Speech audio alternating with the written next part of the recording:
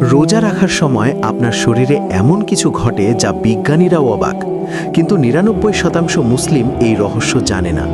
কি ঘটে, কেন ঘটে, শেষ পর্যন্ত দেখুন, চমকে যাবেন। আসসালামু আলাইকুম ওয়া রাহমাতুল্লাহ। আমরা সবাই রোজা রাখি, কিন্তু কেন রাখি জানেন? বেশিরভাগ মানুষ বলবে ফরজ তাই রাখি।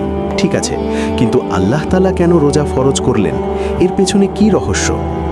রাসূল সাল্লাল্লাহু আলাইহি ওয়াসাল্লাম বলেছেন, রোজাদারের মুখের গন্ধ আল্লাহর কাছে মিশকের চেয়েও প্রিয়।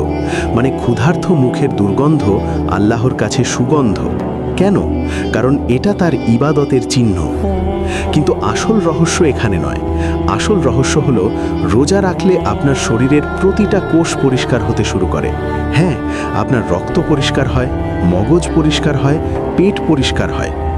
বিজ্ঞানীরা বলছে ১৬ ঘন্টা না খেয়ে থাকলে শরীর অটোফেজি প্রক্রিয়া শুরু করে।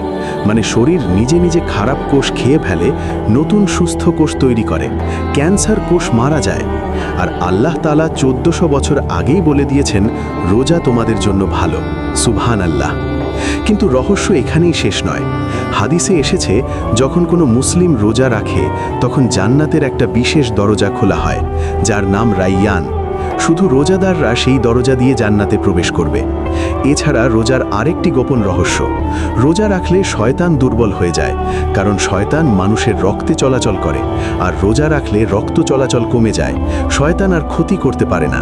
তাই রোজা শুধু ক্ষুধার্ত থাকা নয়, রোজা হলো শরীর ও মন পরিষ্কার করা, শয়তান থেকে বাঁচা এবং জান্নাতের বিশেষ দরজা পাওয়া। তো আপনি কি রমজানে পুরো ৩০টা রোজা রাখবেন? লাইক করুন, শেয়ার করুন এবং কমেন্টে প্রতিজ্ঞা করুন। আর আমাদের ইসলামিক 7 সাবস্ক্রাইব করুন এবং বেল আইকন চাপুন।